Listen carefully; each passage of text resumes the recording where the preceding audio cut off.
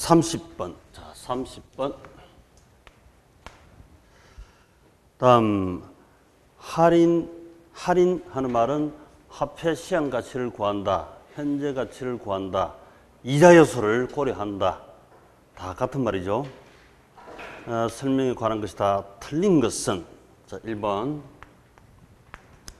순현가법은 장래에 기대되는 세후 소득의 현재 가치 합에서 투자 비용, 지출의 현재 가치 합을 서로 비교해서, 그래서 현금 유입의 현재 가치가 10억이고 현금 유출의 현재 가치가 10억이면 비교해서 이렇게 해도 되고, 차감하여 플러스가 나오면 0보다 크면 경제성이 있습니다. 이렇게 해도 되고, 비교하여 당년 현금 유입 현재 가치가 크면 투자합니다. 이렇게 해도 됩니다. 맞습니다. 그 다음 수익성 지수란 것은 분모, 분자 관계이죠. 투자로 인해 발생하는 현금 유입의 현가를 유출의 현가로 나눈 것이다. 자, 현금 유출의 현가가 10억이고 현금 유입의 현가가 12억이면 1.2, 1보다 크면 분자 가치가, 투자 가치가 분모 시장 가치보다 크면 투자합니다. 맞는 말이죠. 3번. 내부 수익률법은 수익성 지수가 0이 되게 하는 할인율이다가 아니고, 순 현재 가치가 0, 수익성 지수가 1 되게 하는 할인율, 즉 이게 바로 IRR, 내부 수익률과 요구 수익률이 같아진다. 이 통틀어서 바로 투자의 손익분기점이죠. 투자의 손익분기점. 순 현재 가치가 0, 투자 하나 많아. 수익성 지수가 1, 투자 하나 많아. 내부 수익과 요구 수익이 같으면 투자 하나 많아. 빵. 다 같습니다. 그러면 순 현재 가치가 0, 수익성 지수가 1 되게 하는 할인율, 그 이자율이 그 요구 수익률인데, 그 요구 수익률이 바로 내부 수익률과 같아. 그게 내부 수익률이다. 이렇게 하면 되죠. 맞습니다. 자, 이걸 말 표현으로 출제가 종종합니다. 부동산 보유기간 동안 예상되는 현금 유입의 현재 가치를 계산할 때 소득은 순현재가치법이나 내부수익률법 모두 세후 현금 흐름을 사용한다. 왜냐하면 세금도 투자에게는 비용이니까. 자, 우리 세금도 비용 맞죠? 투자 입장에서는 유출되는 비용이고, 이자도 비용이다. 우리 경제론 공부할 때도 이렇게 했죠. 세금이 비싸면, 이자가 비싸면 비용이 많으니까 적게 사고 적게 팝니다. 이랬죠. 세금, 이자, 비용이니까 차감하고 계산해야지. 당연합니다.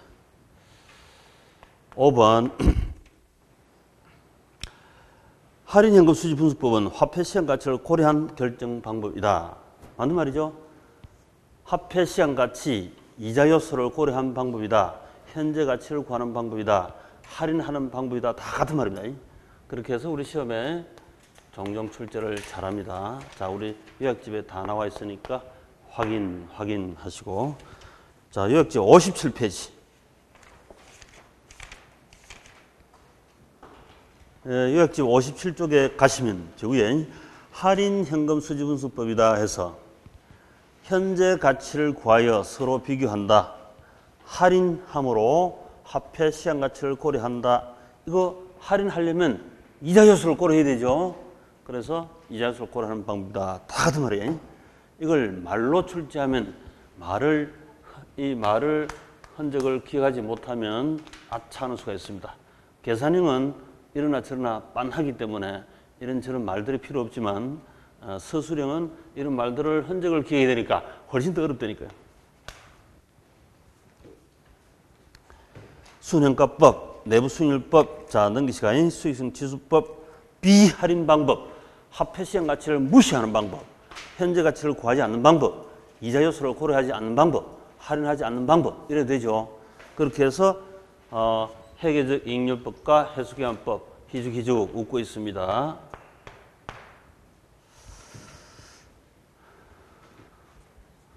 자, 31번. 저당의 유동화 제도에 대한 설명이다. 타당한 것은 자, 이것도 역시 마찬가지죠. 저당 유동하다 이 말은 이미 얘기를 했죠. 자, 내 돈 1억, 2억 빌리가 3억짜리 아파트 삽니다. 모기지론 은행에서 또는 한국주택금융공사에서 이 모기지를 2억을 1수위한테 2억, 2수위한테 2억, 천수위까지 2천억을 모기지 풀, 이걸 모기지 집합화이죠. 요걸 이제 MBS를 발행해가지고 현금화하는 전 세계 투자로부터 흡수를 한다 그랬죠. 전 세계 투자자. 단기채는 주로 은행권역, 중기채는 보험회사, 장기채는 각 나라 연기금, 저당 채권을 유동화한다 이 말이지. 자, 1번. 2차 저당시장은 1차 저당시장에서 이루어진 저당을 1차 저당시장 대출자에게 팔게 되는 시장을 말한다. 벌써 틀렸습니다. 일반 투자자들은 자신들의 필요한 저당을 사고 팔 수 있다. 자, 여기서 돈을 차입하는 아름이 엄마하고 그 다음 한국주택금융사하고 관계. 이 관계는 우리가 1차 저당 금융시장이다 이렇게 부르고 1차 이거는 보통 우리가 대출시장이다 이렇게 부르는데 대출 1차 대출하러 간 거죠. 그 다음에 한국주택금융사하고 전 세계 단기, 중기, 장기 모기지를 저당 잡고 파생증권 유동화시키는 현금화시키는 이걸 2차라지 2차 이거는 2차 공급시장이죠. 자금 공급 2차 공급시장이다 이렇게 하면 돼요. 2차 공급시장입니다. 여기서 돈을 펌핑하니까 주택시장에 자금이 무궁무진해집니다. 이론상은 한국주택공사도 자금이 무궁무진해집니다. 이거 2차 자금 공급시장 때문에 자금 공급이 무한대로 되는 거죠. 이렇게. 그래서 2차 저당시장은 1차 저당시장에서 이루어진 저당을 모기지를 1차 저당 대출자가 팔게 되는 시장, 이게 틀렸죠. 1차 저당 대출자가 팔게 되는 시장을 말하므로 일반 투자들은 자신들의 필요한 저당을 사고 팔 수 있다. 보통 이 투자자 보통 기관들이 많습니다만은 일반도 있습니다만 주로 기관들이죠. 이건 특수 모기지 풀을 유동화시키는 시장입니다. 1차 대출 시장과 2차 공급 시장은 자금 공급 시장은 차이가 있다.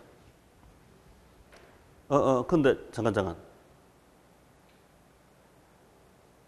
다시 한번.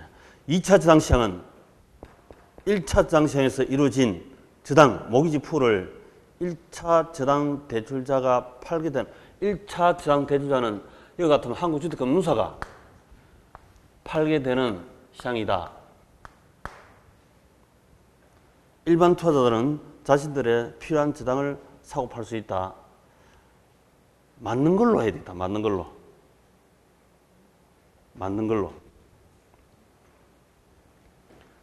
자, 2번.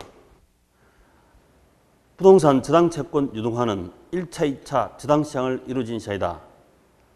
저당 채권 유동화는 2차죠, 2차 자금 공급 시장입니다. 그래서 1차가 틀렸다. 1차, 2차 이렇게 되어 있죠. 그 1차가 틀렸습니다. 그 다음 3번. 선진국에서는 일반적으로 2차 저당 시장에서 발행되는 투자 상품은 주택 대출 금리보다 더 높은 액면금리로 가진다. 여기서 만약에 여기서 5%라면 한국주택금사 수수료 빼고 그 다음에 중간에 은행이 있으면 은행도 수수료 빼고 여기 5% 같으면 이 투자자들한테는 4.5% 이렇게 더 낮다 이거지. 낮다. 요구 수익률은 한국주택금사는 지급 보증을 했으므로 안전성이 높습니다. 리스크가 낮아집니다. 그래서 저기 5%면 중간에 수수료 빼면 당연히 더 낮아져야 됩니다. 그래서 MBS 액면금리는 원래 채권 5%보다는 낮습니다. 저렴합니다. 요구 수익률이 4%다. 이렇게 되면 투자가 들어오는 거죠. 투자가 들어옵니다. 위험이 낮으므로 리스크 프리미엄이 낮기 때문에 이 4% 낮다. 그래서 MBS 액면금리는 4.5%는 원래 모기지론의 바로 금리보다 낮다. 맞습니다. 낮다 해야지, 낮다. 높다 하면 틀렸습니다. 자, 틀렸습니다. 자, 4번. 저당 유동화는 대출자인 금융기관들이 많은 재원으로 틀렸죠. 한국주담사 재원이 원래 적은 금리라, 적은 자금이 있어요. 적은 재원으로 많은 수요자들에게 자금을 제공하게 하여 부동산 시장의 활성화에 기여한다. 무궁무진한 자금, 1수입부터 1000수입뿐만 아니라 2000수입, 3000수입, 억수입까지도 다 빌려줄 수 있다. 이 말입니다. 그래서 그 많은 한정, 바깥치기 되어 있습니다. 틀렸죠. 자, 5번. 저당에 유동하는 금융기관의 유동성을 증가시킨다. 맞는 말이지. 저당에 유동하는 금융기관들의 유동성을 증가시킨다. 유동성이 아니고 유동성 위험이네. 죄송합니다. 네, 유동성을 증가시키는 건 맞는데 유동성 위험은 감소해야 합니다. 틀렸네. 틀렸다.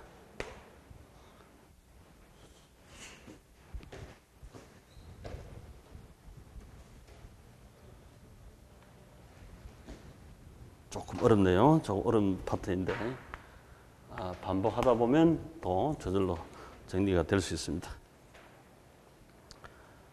자, 32번.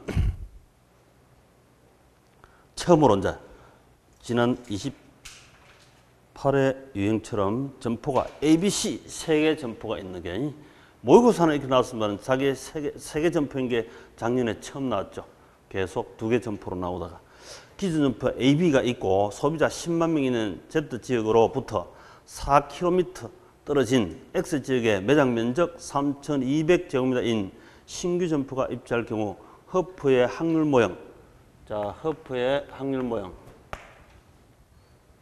A에 하면 신규 점포 예상 시장 점유율이 몇 프로냐. 거리에 따른 마찰계 수는 알파로 아래 그림에 표시되어 있습니다. 자, 우리 허프의 확률 모형은 점포 크기에 비례하고 분자에 올리고 비례한 거니까 거리, 시간 거리, 성에 반비례한다. 분모는 반비례입니다. 여기에 거리 성, 이 성이 1.5성일 수도 있고 3성일 수도 있고 2성일 수도 있는데 계산하려면 2성으로 줘야 되겠죠. 그래서 그 2성으로 다 나와 있습니다. 그대로 집어넣으면 자, A점포, B점포, C점포. 자, A점포 크기는 얼마다? 1600 분자에 올리고 B점포 크기는 얼마이다? 1800. C점포는 3200 크기 분자 올리고 그 다음에 거리 제곱. 자, 거리는 2km죠. 2km. 2km 제곱 알파가 2승 하라 이렇게 되어 있습니다. 거리의 제곱. 그 다음에 B점포도 3km인데 거리 제곱. C점포 4km입니다. 제곱. 이렇게 놓고 나면 답이 나왔다 생각해서 이거 약분하면 되는 거죠. 약분해서 비율 구하면 되니까. 자, 2는 4. 4 하면 4, 4, 16. 400입니까? 그렇지. 그 다음에 요거는 3, 3은 9. 2네. 200이네. 2, 18. 그 다음 4, 4, 16. 자, 16. 16은 2배네요. 200입니까? 200. 그래서 4대 2대 2 비율이다. 이렇게 하면 되지. 빵빵. 비율이니까 4대 2대 2 비율로 가면 됩니다. 그러면 지금 어느 매장입니까? 신규 점포가 X지역에 있는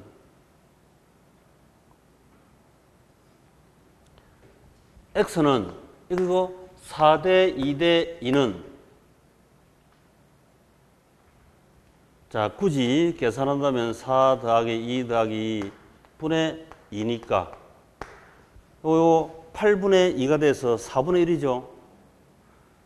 4분의 1은 몇 프로?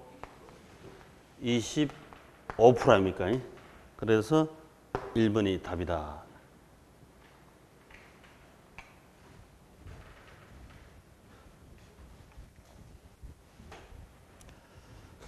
계산형이 더 쉽고 빨리 풀 수 있다. 하여튼 이 비율만 구하고 나면 이 비율도 우리가 당연히 크기에 비례하고 거리 성에 반비례한다 하는 걸 이미 알고 계시니까 그대로 넣어서 비율만 구하면 됩니다. 간단하게. 자, 우리 36페이지. 요약집 36페이지. 최근에 주로 매년 여기서 이렇게 한 문제가 출제가 됐었죠. 허프의 중심지 이론 이렇게. 개별 소매 점포.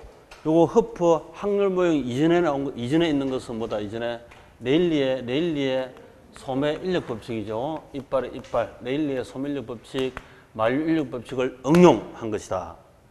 그 다음 그걸 더 수정해서 허프의 항렬 모형은 레일리 소매 인력 모형은 A도시, B도시, 거시 모형이다. 이건 A 점포, B 점포, 미시 모형이다. 이렇게 일단 생각하시고, 도시가 더 크죠. 점포가 적고, 미시. 그래서 개별 소매 점포 상권 범위인데 상점 면적에 비례하고 분자에 올리고 거리, 시간 거리, 마찰 성에 반비례한다. 분모에 내리고 랠리와 컨버스의 소매인력 이론을 수정 보완한 것으로 고객 흡수력은 소비자 형태에 관심을 두고 미시, 개인의 기호나 소득이나 교통 편의 중심 이론에 전개한 미시 분석이다. 식으로 쓰면 가래처럼 시간, 거리, 성, 반비례, 분모, 상점 면적, 크기, 분자 올렸습니다.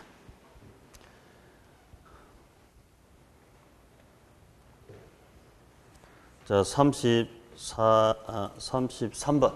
자, 33번. 부동산 투자회사에 관한 설명 옳은 것은 자, 부동산 투자회사 나오면 역시 T 리츠다 이랬죠. 리츠다. 우리 한국은 주식회사로만 출자 지분 됩니다. 이랬습니다. 그죠? 주식회사로만 되고 옛날에는 부동산 내가 3억 가지고 3억짜리 직접 투자했는데 이제는 주식을 300만 원치 사도 된다. 그죠? 부동산을 정권화 시켜놓은 거니까 주식을 300만 원 사도 30만 원 사도 되고 그렇죠. 그래서 리츠의 수익률이 위험에 비하여 일반적으로 높습니다. 아직도 우리가 키우는 단계니까 세월이 오래 지났지만 키우는 단계니까 위험에 비하여 수익률이 높아져야 일로 자금이 모이죠. 그리고 이제 뭐 발기 설립은 안 됩니다. 뭐 현물 출자도 안 됩니다. 뭐 등등등 몇 가지 특징 보시면 되죠. 자, 여기서 이제 숫자가 시험 잘 나오는데 숫자가 자산 부채 자본 리츠는 부동산 투자 전문 회사인데 7080 70% 이상 부동산으로 구축돼야 합니다. 1000억이면 700억 이상 부동산이 있어야 되고 그래야 리츠니까 부동산 투자 회사니까요. 그다음 추가 현찰 부동산 관련 정권 MBS 등 합쳐가지고 80% 이상 해야 한다. 그걸 차이니까 10% 이렇게 부르기도 하죠. 10%. 그 다음에 3070 무슨 개발은 위험이 없습니다. 그래서 개발에는 원칙적으로 30% 이상 투자 못하게 돼 있어. 30% 이상 투자 못하게 돼 있는데 개발 전문 리츠다 하는 간판을 달고는 70% 이상, 80%, 90%, 100% 전부 개발 사업에 투자할 수도 있다.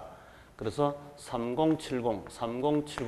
그 다음에 부채는 자기 자본의 2배까지 조달할 수 있습니다. 이거 부채 조달할 수 없다.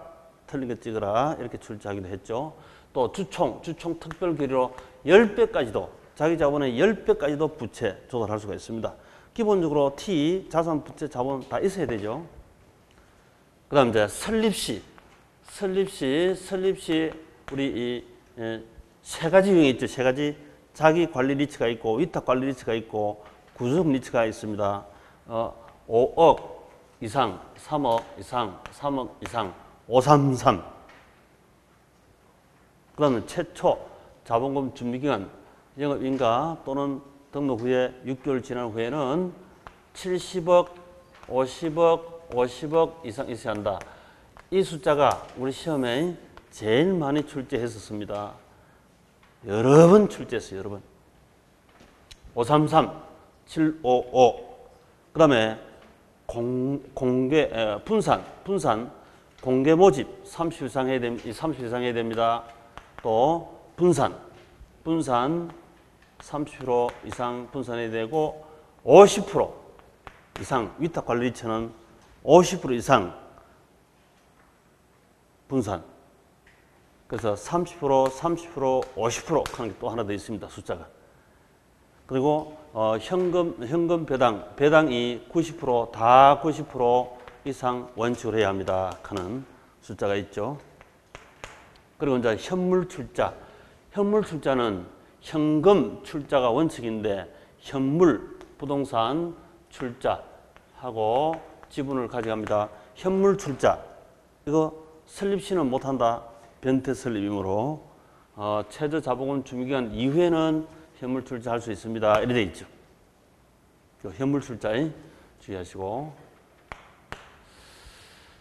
그래서 이 숫자들이 시험에 종종 잘 나옵니다. 특히 이게 제일 많이 나오고 이것도 살짝 나오는데 여기 조금 어렵죠. 335, 533, 755, 335 뭔가 시험 직전에 요약집을 가지고 한번 보고 바로 맞추고 잊어버리면 돼요. 이거 오래 장기 기억할 거리도 아니고. 자, 1번. 설립 자본금은 위탁관리처 및 구조적 리처는 3억 원 이상이어야 한다. 맞습니까? 맞네. 533 위탁 구조적 리처는 3억 이상이어야 한다. 설립시 자본금 맞습니다. 그 다음 2번 영업인가를 받거나 등록한 날로부터 6개월이 지난 리처의 최저 자본금은 위탁관리 리처는 구조적 리처하고 50억 이상이어야 한다. 50억 맞죠? 50억 5땡 3땡 5땡 사모한다. 그 다음 3번 위탁관리리처는 주주 1인과 그 특수관계자는 최저 자본금 준비기간이 끝난 후 발행주식 총수 40% 초과하여 주식을 보유하지 못한다. 자, 이 분산인데 거기 50% 바뀌었죠, 이게? 50% 이렇게 작년 3월 달에 바뀌었습니다. 50% 이상 이렇게 틀렸지. 3번이 답.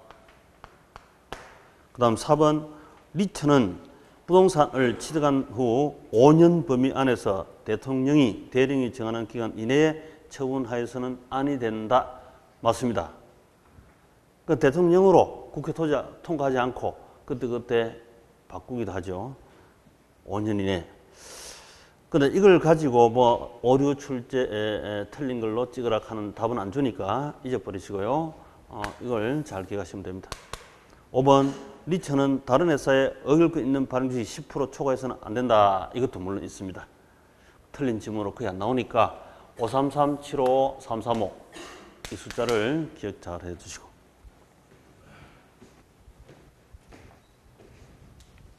자, 그 다음에 34번. 자, 34번. 부동산 투자 기초 원리 관련 용어에 대한 설명이다. 옳은 것은 자, 1번. 부동산 소유권을 취득하는 지분 투자자가 지렛대 효과를 이용하면 투자 위험을 낮출 수 있다. 자, 우리 재무 지렛대 타인 자본 부채를 이용하면 이게 버팀목, 받침목, 지렛목인데 부채가 많을수록 변동성 위험이 커지죠. 그래서 부채를 이용하면 리스크가 위험이 진폭이 커진다. 이렇게 맞습니다. 틀렸습니다. 낮춘다 하는 게 틀렸지. 자, 2번 포트폴리오 구성 자산들의 수익을 분포가 완전 음의 상관. 완전 음의 상관은 얼마다? 마이너스 1이죠. 플러스 1은 완전 양의 상관이다. 이렇게 하지.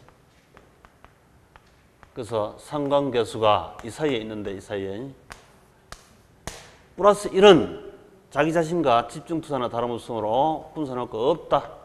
빵. 그리고 마이너스 1은 그러면 이제 최대 제일 큰 게 되겠죠. 분산투자 원리를 톡톡히 이용하는 최대한 이용하는 방식. 최대. 자산의 구성 비율을 조정하면 체계적 위험을 0까지 줄 수 있다. 자, 줄일 수 있는 위험은 시장 체계적 위험입니까? 비체계 개별 위험입니까? 우리 위험은, 총 위험은 두 가지가 있다 그랬죠. 총위험. 위험이 워낙 리스크가 중요하니까. 하여튼 재테크하는데 리스크 분석 못하면 꽝입니다. 리스크 분석이 제일 중요합니다. 체계적 위험과 비체계적 위험이 있는데, 체계다, 이 체계다 말은 시장에서 체계된 거죠. 마켓. 시장 위험이나 똑같아요. 시장 위험. 시장 체계 위험, 시장 위험. 시장 전체 리스크가 있고 투자 개별 리스크가 있고 내가 투자하는 투자 대상 상품 그 물건 개별 위험도 있고 이렇지. 그래서 시장 전체 위험은 내가 어쩔 수가 없는 감수, 피할 수 없는 회피 불능, 분산 불능 위험이므로 보통 우리가 요구 순위에서 리스크 프리미엄 할 때는 이 리스크가 바로 이 시장 위험이에요. 시장 위험. 시장 위험에 따른 프리미엄을 요구한다. 이렇게 돼 있죠. 리스크 프리미엄. 이거 개별 고유 위험은 피할 수 있다 없다. 이거는 분산하면 종목 수를 늘리면 서서히 사라진다 이랬죠. 사라진다.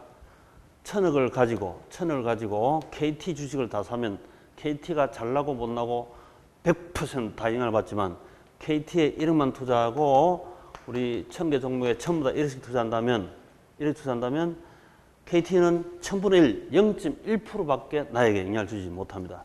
그래서 분산할수록 개별 위험이 서서히 줄어들잖아요. 1000분의 1로 100%였다가 0.1%로 점점 줄어든다. 개별 위험을 줄 수 있는, 피할 수 있는 회피 가능, 분산 가능 위험이다. 이 가지고 시험 부지기수 출제를 했었습니다.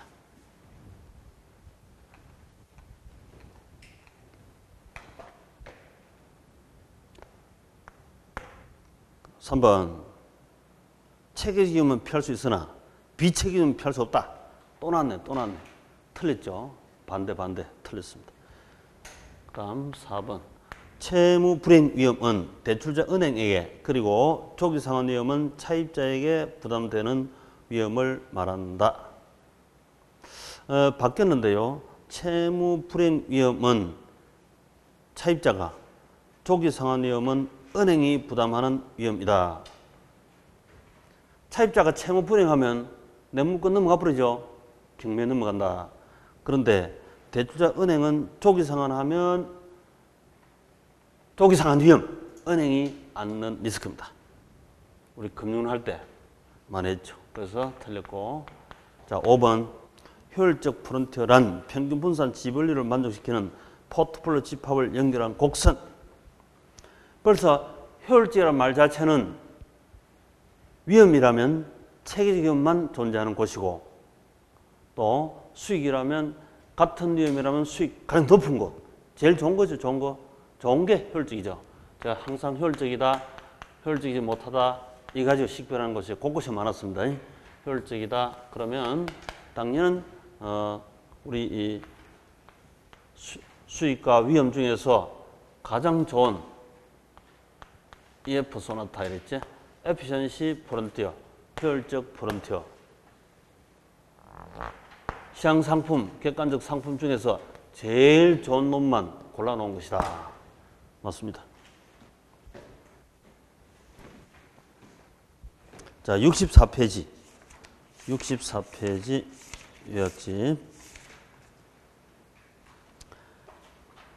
총 위험은 체계, 비체계 위험. 자주 보시면 이제 눈길만 가도 생각이 포착이 됩니다. 체계적 위험, 비체계 위험 보이죠? 그 다음 끝에 평균 분산 결정법 가장 좋은 거 모아놓은 것. 맨 아래 효율적 프론티어, 효율적 투자선, 시장 상품 중에서 제일 좋은 거. 그 다음 우측에 무찰부 곡선 둘 만나서 주관적인 무찰부 곡선과 객관적인 효율적 곡선 만나서 최적 포트폴리오를 선택하게 됩니다. 이랬죠. 현실적으로 이게 가장 중요한데 우리 수험상은 한 문제씩 간혹 뜹니다. 최근에 이제 이렇게 논리적으로 서서히 움직이죠. 근데 이제 이론하고 실무하고 뭐 전혀 딴판인데 이렇게 생각하시는 분은 이론의 필요성을 별로 못 느끼겠지만 실제 그 다 실무상 그 베이스 다 깔려 있습니다. 전 세계 어느 나라 전 투자자 누구라도 다 이게 깔려 있습니다. 자기는 모르지만 이걸 모르더라도 그렇게 행동을 하고 있습니다. 자, 36번, 35번. 자, 1번. 다음 지역 분석에 관한 내용 가장 거리가 먼 것은 자 우리 월양 수요 우상향 공급 이 마켓 이 시장 지역이죠. 시장 지역에 가면 이 시장 지역의 가격 수준을 알 수 있죠. 프라이스 레벨. 야, 너 그 동네 아파트 평당 단가 가격 수준이 얼마던데 이렇게 가격 수준을 알 수 있다. 가격 수준. 이게 이제 바로 지역 분석. 시장 지역. 자, 1번 부동성과 지역성. 우리 부동성 부부 연계 중에서 부동성은 시장 지역 분석한다 이렇게 했죠. 국한된 지역, 부분, 하위, 세분화된 바로 시장 지역을 분석한다 이렇게 했고, 그 다음에 가격, 구체적 가격이 아니고 가격 수준, 그 시장 지역에 너그 동네 평당 땅값 얼마던데 이렇게 하잖아요. 그 가격 수준을 얘기하는 것이 맞습니다. 경제적 감가는 시장 지역에서 인근 지역에 쇠퇴하면 수요가 감소해서 이 수요 곡선이 좌측으로 이동해서 싸게 경제 감가되는 거지 이게. 이 경제 감가란다. 경제적 감가. 그 다음에 최유효 이용은 지역 분석입니까? 개별 분석입니까? 개별 분석이지. 개별 분석. T. 너 동네는 아파트 평당 단가 얼마인데 자네 아파트는 좋은 위치 로얄층에 있으니까 좀 더 높게 받을 수 있겠네. 구체적 가격. 최유효시. 너희 집은 구체적으로 평당 단가 높겠다. 이런 개별 분석. 적합의 원칙.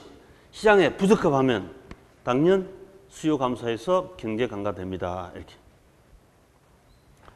그래서 결국 보면 이 XT 속에 거의 다 들어가죠. 다 들어갑니다. 말로 이렇게 했을 뿐이지 결국에는 그림에서는 XT 속에 포착이 다 됩니다.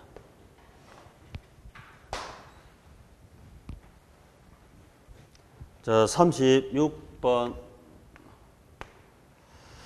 부동산 가치, 가격 개념에 대한 설명. 가장 옳은 것은 가치는 사람이다, 개다. 밸류.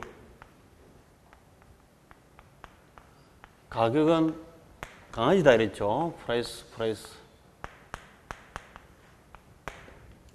가치는 사람이다. 그래서 원래 가격의 발생 근본 원인은 가치에 있습니다. 가치가 있어야 가격도 올라가지. 사람이 산에 올라가면 개도 따라 올라가고 내려오면 내려오고 가치가 이 선행 변수야. 선행. 이게 선행 변수고 이게 후행 변수다. 이렇게 할 수 있고 또 이 가치란 것은 투자 가치. 이렇게 투자 가치. 인생은 왜 주는지 모르지만 다 투자를 하고 있습니다. 투자 가치를 높이기 위해서. 그 다음에 이건 시장 가격이죠. 시장에서 거래하고 있습니다. 마켓에서 거래하고 있습니다. 시장 가격, 프라이스. 투자 가치는 미래 현금 유입의 현재 가치이죠. 우리 투자론에서 그대로 했습니다. 현금 유입의 현재 가치. 가치는 보는 관점 따라서 주관적이다, 객관적이다. 주관적 가치. 가격은 시장에서 다 모여서 결정된 우리 모두의 가격이니까 객관적이죠. 당연히. 객관적이다. 이렇게. 주관적, 객관적. 한때는 가치가 클 수도 있고 한때는 가격이 클 수도 있고 같을 수도 있고 단기는 차이가 나타난다 이랬죠. 단기는 일시적 차이가 나타난다. 장기간 가면 사람이 강아지 끌고 같이 집에 나가서 같이 집에 들어옵니다. 일치. 장기는 일치한다. 단기는 앞서거니 뒤서거니 과대평가, 과소평가 할 수 있다. 그래서 기본적으로 우리 투자론 수요 공급에서 수요가 많으면 가치는 낮음에도 불구하고 수요가 많으면 올라갑니다. 또 공급이 많으면 가치는 높은데 불구하고 가격은 떨어지기도 합니다. 일시적으로. 일치할 때 균형 가격. 그래서 이거는 근본적 수요 공급, 이거는 현재 가치 개념이다. 투자론, 시장론에서 이미 했던 논리 그대로 압축 정리할 뿐이다. 자, 1번. 가격은 장래 기대되는 편익을 현재 가치로 환원한 값이다. OX. 가격이 아니고 뭐다? 가치가 현재 가치죠. 투자 가치지. 가치가 투자 가치입니다. 틀렸습니다. 그 다음 2번. 가치는 투자 대상 부동산에 대하여 매매 당사자 간의 교환의 대가로 시장에서 지불된 금액이다. 이거는 가격이죠, 가격. 수요 공급 결과. 3번 부동산 가치가 상승하면 가격도 상승하고 화폐 가치가 상승하면 부동산 가격은 하락한다. 자, 이게 이제 다른 거 믹스 해놨습니다. 앞부분은 맞죠? 가치가 상승하면, 가치가 높으면 결국에는 가격도 따라 올라가겠죠. 그치? 가치가 낮으면 결국에는 가격도 따라 내려올 거 아닙니까? 결국에는. 앞말은 맞는데 뒷말에 화폐 가치가 상승하면 부동산 가격은 하락한다. 이게 맞을까 틀릴까 직관적으로 판단해야 되는데, 우리 화폐 가치가 높으면 부동산 주식 가치가 올라갈까요? 내려갈까요?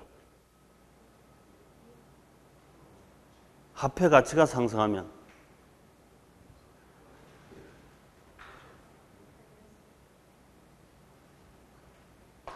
화폐 가치가 상승하면 사람 가치가 올라간다, 내려간다? 그거부터 다시 해야 돼. 화폐 가치가 높아가면 사람 가치는 떨어지죠. 부동산 가치도 떨어지고 주식 가치도 떨어집니다. 황금 만능주의가 되면 사람은 안 보이잖아요. 친구 호주머니 돈만 보이지 친구는 안 보인다니까. 그래서 반대인데 화폐 가치가 하락해야, 화폐는 사람의 종으로 봐야 편리하고 부리기 쉬운데 화폐 가치가 주인이 돼버리면 사람이 말살됩니다. 반대지 반대. 마찬가지. 그래서 3번은 맞는 말이다. 정답. 그걸 수학적으로 쓰면 우리 이자율이 분모니까 분모에 분자가 현금 흐름이고 분모가 우리 화폐 가치가 높다 이 말은 이자가 비쌉니다. 화폐 시장에 화폐 수요 공급에서 돈 필요한 사람이 수요가 많고 공급이 적으면 돈 가치인, 돈 값인 이자율이 상승하죠. 금리가 올라가면 전체 가치가 떨어지잖아요. 분모라서 그래, 분모. 수학에서는 분모, 이자율, 우리 할인율이 항상 분모에 들어갔죠, 할인율. 그래서 그런 것이고, 반대. 그래서 화폐 가치하고 사람 가치하고는 반대입니다, 반대. 이 가치. 부동산에 똑같은 임대료 수익이 들어오는데 화폐 가치가 상승한 바람에 금리가 상승하면 부동산 가치도 떨어진다니까. 투자 가치가 하락합니다.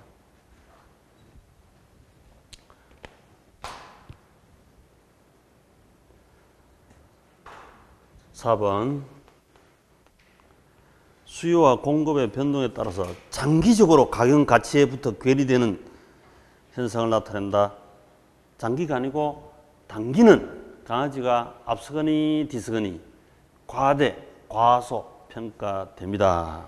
단기입니다. 장기가 틀렸죠. 그 다음 5번 부동산 가치는 평가 목적에 따라 일정 시점에 하나만 존재. 가치는 가치다운론 주관적이니까 여러 개 틀렸고, 부동산 가격은 지불된 금액이므로 일정 시점에 여러 개가 아니고 하나일 수밖에 없다. 과거도 거래하면 하나의 가격, 현재도 미래도 하나의 가격으로만 거래될 뿐입니다. 틀렸다. 자, 여기 우리 90페이지 요약지 보시면 쉬운 건데, 사실은 쉬운 건데 종종 시험에 잘 나오는 편이죠. 자, 90페이지 가격, 프라이스, 가치, 밸류. 가격 전문가는 누구다? 가격 전문가는 시장에서 매매된 거래 사례 가격을 제일 잘하는 사람, 제일 전면에서 체계라고 하는 사람이 누구다? 공인중개사입니까? 공인중개사. 근데 가치의 전문가는 누구다? 가치는 그 부동산의 미래 현금유입 현재 가치, 투자 가치 구하는 공인중개사보다는 상대적으로 감정평가사, 컨설턴트 이런 분이 잘 알겠죠. 근데 이건 주관적이니까 여기에 쏘가 넘어가면 안 된다 이거죠.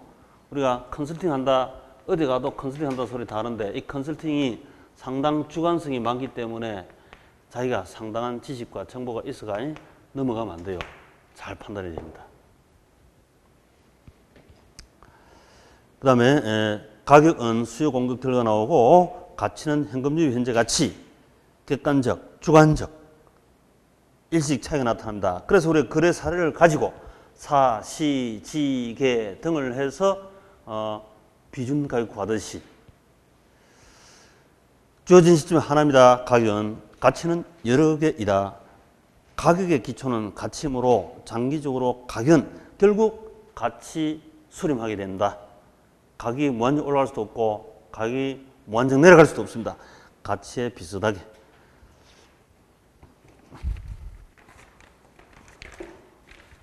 자, 37번.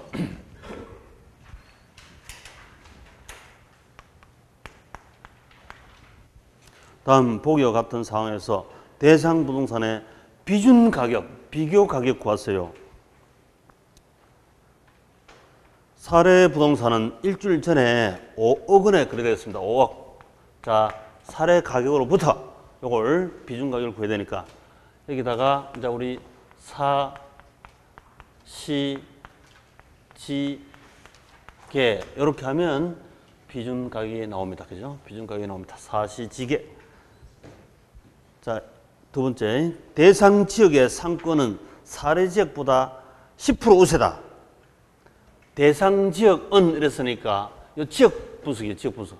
우리 동네가 평가 대상 부동산이 있는 우리 동네가 너희 동네보다 10% 우세다. 이래 돼 있죠. 그러면 100분의 얼마다? 110이지. 100분의 100에서 10% 10을 더하면 100분의 110. 그 다음 대상 부동산 2 분자가 사례 부동산보다 분모보다 개별적으로 5% 열세. 자, 개별 분석에서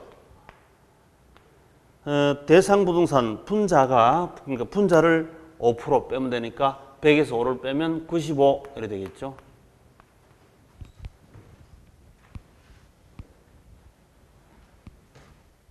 개별 분석. 다른 사정 개입되어 있지 않고 시차 일주일 전이니까 시차도 없는 걸로 봐집니다. 그래서 시점 수정도 필요 없고 사정 보정도 필요 없고 지역 요인, 개별 요인 두 개만 비교하면 답이다. 자, 객관식이니까 여기는 바로 110, 11 곱하면 되고 95 곱하면 되지. 1 빵빵 필요 없다 이랬습니다. 모든 숫자는 1이 있고 빵빵 아찔찌찌 강아지 개는 소리 필요 없다. 자, 5 곱하기 11 곱하기 95 정답. 그래서 3번 답이다. 3번 답. 그래서 계산형이 신속하고 이 사실은 솔직히 하면 몇 초 만에 풀 수 있다. 뭐 30초 안에는 2초 정도 풀 수 있잖아요. 숙달 되면. 자, 102페이지.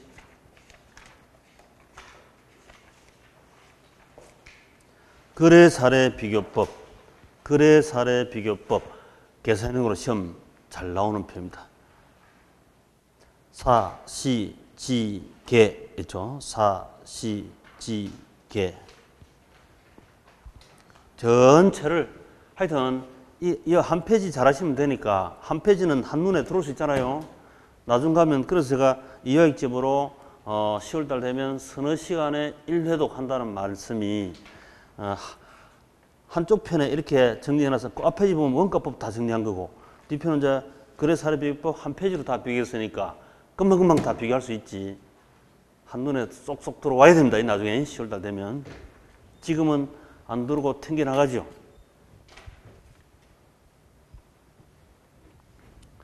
자, 38번. 감칙에 의한 물건별 감정평가 방법으로 옳게 연결된 것은 자, 토지 건물의 일괄평가. 우리 집합건물, 아파트, 오피스텔 등 중고 거래가 많다 적다. 거래 사례가 엄청 많죠. 거래 사례 비교법이다 이렇게 했지. 자동차도 거래 사례 비교법이고 선박 항공기는 거래 사례 못 보셨죠? 자동차는 팔아먹기도 하고 사기도 하고 이렇게 했지.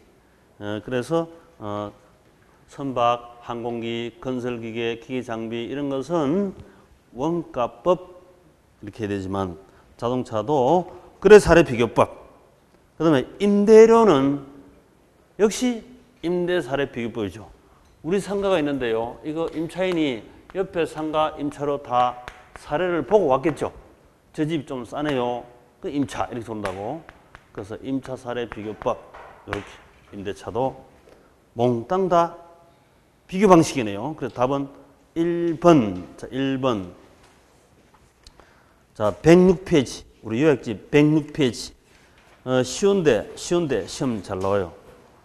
지난 28회도 나왔지만, 자, 106페이지 가시면 물건별 평가 3방식 적용. 원칙, 예외, 주방식, 부방식. 이렇게 부르기도 한다.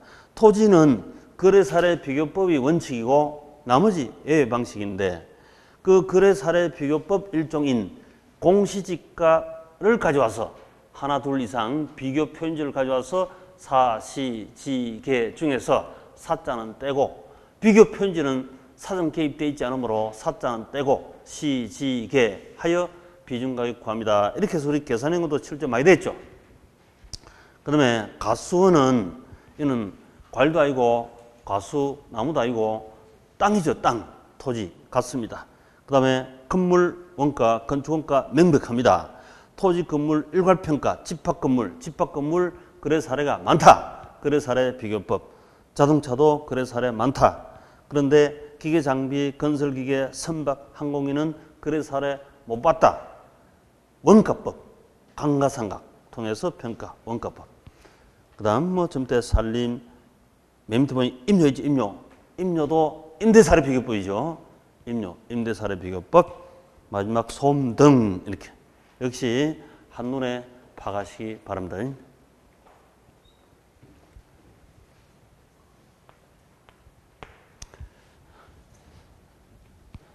정상적으로 하신 분은 사실은 고득점이 됩니다. 그런데 정상적으로 잘 안 되죠. 이 학생도 아니고 학생처럼 출퇴근하려니까 보통 힘든 일이 아닙니다. 그렇다 보니까 점수가 조금 떨어지더라도 뭐 70점, 이렇게 8점 이렇게 맞을 수 있죠, 사실은. 근데 쭉 학생처럼 가시면 너무 고득점 하니까 그 필요 없는 점수 아닙니까? 실무상 뭘 쓸까 하는 특징 그 포인트를 두고 공부를 하시면 실무상도 도움되고 점수도 고득점 하고 이렇게 일타쌍피로 가는 전략으로 가는 것도 좋습니다. 자, 39번 감정평가 이론상 화는 이율. 자, 화는 이율 나왔습니다. 화는 이율 산정할 때 다음 산식에 들어갈 내용. 옳은 것은, 자, 기억에 보시면 기억은 화는 이율. 우리 화는 이율 구하는 방법 5가지 보시는데 5가지. 웬만하면 손가락 5개입니다. 또 셋 중에 하나 판단 이렇게 하는 거죠. 그래서 화는 순수이율에다가 순수이가 리스크 프리 투자론의 요구순위랑 똑같기 때문에 같은 겁니다. 사실은 순수이율, 무염 리스크 프리, 무염률, 은행의 정기금이자 국공제 이자거든요. 거기다가 조성 요소 하나하나 플러스 마이너스 해가지고 구하는 방법. 부동산은 은행 정기금보다 위험이 높습니다. 그래서 리스크 프리미엄으로 2% 더하고 그 다음에 비유동성 위험이 당연히 은행 정기금보다도 유동성 위험이 큽니다. 리스크 프리미엄 2% 가산. 또 부동산은 예금 통장 관리형보다 관리 위험이 크죠. 그래서 플러스 2% 리스크 프리미엄. 그 다음에 투자의 안정성이 높으면 좋은 거니까 리스크가 줄어듭니다. 그래서 빼기 1%이고 자금의 안정성, 이 투자는 경매, 부도 안 납니다. 그렇으면 안정성 좋은 거니까 리스크를 줄여주는 거죠. 이렇게 해서 이제 요소를 하나하나 구성하여 전체 조성, 환원 이율 구한다. 이게 2%. 그럼 2%, 8%에서 2% 빼면 6%. 이렇게 되겠죠. 6%. 이렇게 구한다 했습니다. 근데 이거 기억할 필요 없음. 옛날에는 이게 감칙이 있으니까 자주 출제가 됐었는데요. 감정평가사 주관성이 개입된다 해서 부동산 물명이 났다 해서 이걸 빼버렸습니다. 뺐기 때문에 시험 거의 안 나옵니다. 간단한 이론, 이렇게 가더라 하는 흔적만 남기시면 되지. 강의하는 강사처럼 이런 걸 이어오고 있으면 안 됩니다. 영양가 없다. 옛날에는 이었어야 돼. 그래서 이을 게 없다니까 학교로네. 그 다음에 부채감당법. 자, 부채감당법은 부채, 자산, 부채, 자본, 부채를 쳐다보면, 부채를 보면 답이 나와야지.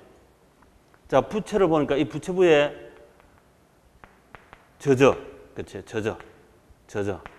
앞에 이 저가 뭐다? 저당상수. 그치, 대단하시다. 저당상수. 은행이 저당 투자를 하고 저당상수, 원리금 균등 회수하는 그게 투자자본 회수 수익 들어가 있습니다. 그 다음에 저당 비율이죠. LTV지, LTV. 여기다가 뭘 곱하면 된다? 부채 감당법이니까 부채 감당률 곱하면 되지 뭐. 그러면 종합할인율입니다. 그래서 그 시계 보니까 저당 비율이 있고 저당 상수가 없고 부채 감당률이 있잖아요. 그러면 답은 몇 번? 3번. 저당 상수가 들어갑니다. 저당 상수. 자, 우리 T 오른쪽에서 구하는 종합환율은 두 가지죠, 두 가지. 부채 감당할 수 있습니다. 돈 빌려주세요. 부채 감당법. 개텔, 별명 개털이다. 근데 지지, 그렇죠. 지지. 이렇게 통해서 구하는 방법도 있다. 종합환율. 금융결합법. 돈이니까 금융결합법. 지지를 통해서 구하고 왼쪽을 통해서 구할 때는 물건 보고 구하는 토토. 건물 요구수익률. 요구수익률 해되고 환원율 다 같은 말입니다. 환원율은 감정평가를 주로 쓰고 요구수익률은 투자론에서 쓰는데 짬뽕으로 같이 씁니다.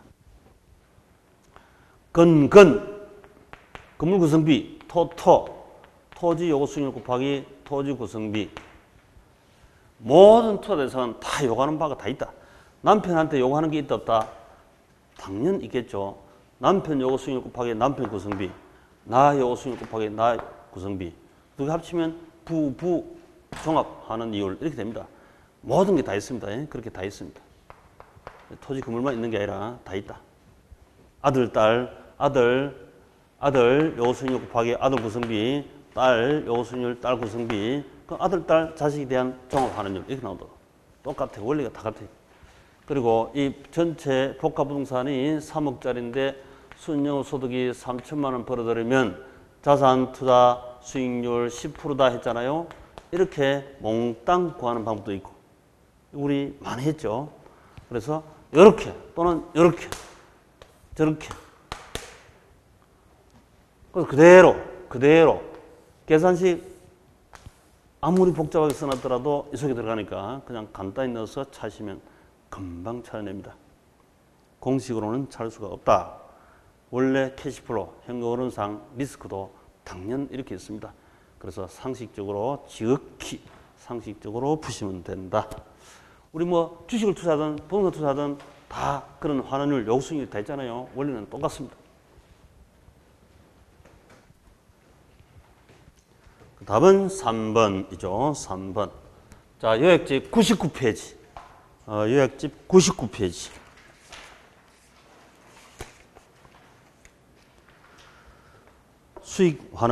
수익환원법. 분자는 순수익. 가위순 세세 중에서 하나 올 수 있는데 일반적으로 가장 많이 오는 게 꽃순이, 순영업소득. 분모는 그 대응하는 환원이율. 자, 그래서 그때 환원이율, 할인율 구하는 방법. 첫 번째 시장추출법, 두 번째 조성법, 그 다음 세 번째 투자결합법, 네 번째 엘루드 저당지분환원법, 다섯 번째 부채감당법. 다섯 개만 일단 하시고 다섯 개. 시장추출법. 사례 부동산으로부터 처음 나올 때부터 지금까지 줄기차게 쓰는 방법. 이거는 말로만 간단히 끼우고 그 사례 거래 사례 보건데 당신 것도 환원율이 10%이겠다 이런 식이죠. 요소 구성법 좀 전에 봤고요. 그 다음에 투자결합법, 토토, 지지, 물리적 결합법, 물건, 금융결합법, 돈결합법, 지지 이렇게. 엘루드 저당지분법, 부채감당법, 부채 감당률 곱하면 됩니다.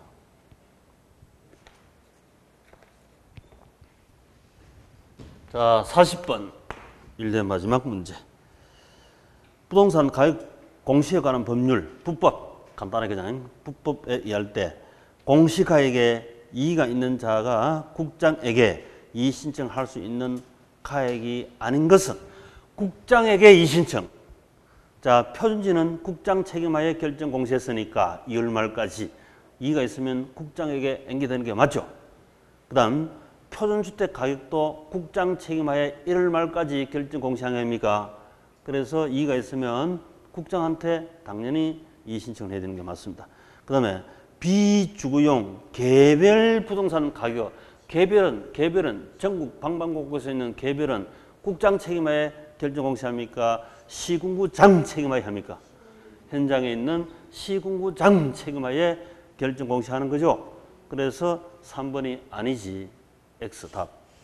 그 다음 4번 비주거용 집합 부동산 가격. 이거는 공동주택 흐름처럼 보면 된다 했죠. 공동주택은 표준이 없으니까 국장 책임하에 바로 4월 말까지 결정 공시하듯이 같습니다. 그래서 비주거용 집합도 국장 책임하에 결정 공시한다. 그 다음에 공동주택도 마찬가지다. 그래서 3번이 답이 아닙니다. 자, 107페이지. 우리 요약지 107페이지 부동산 가격 공시제도 표준지 공시가 그 다음 넘기시면 개별 공시가 있고 그 다음 109페이지 주택 가격 공시제도 단독주택 공동주택이 있고 공동주택은 표준주택 가격이 있다 없다? 없다. 징검다리 없다. 그 시험 많이 출제됐습니다. 그 다음 비주거용 부동산은 일반 집합 두 가지로 나누죠. 일반 집합, 주택처럼 일반은 단독주택, 그 다음에 집합은 공동주택처럼 그렇게 흔적을 남겨두시면 기억하기도 편하겠죠. 그래서 일반 비주거용은 표준 징검다리 밟고 개별 전국 구석구석 확인합니다. 집합은 공동처럼 전수조사함으로 한 방에 국장 책임하에 결정 공시 이렇게 하면 되죠.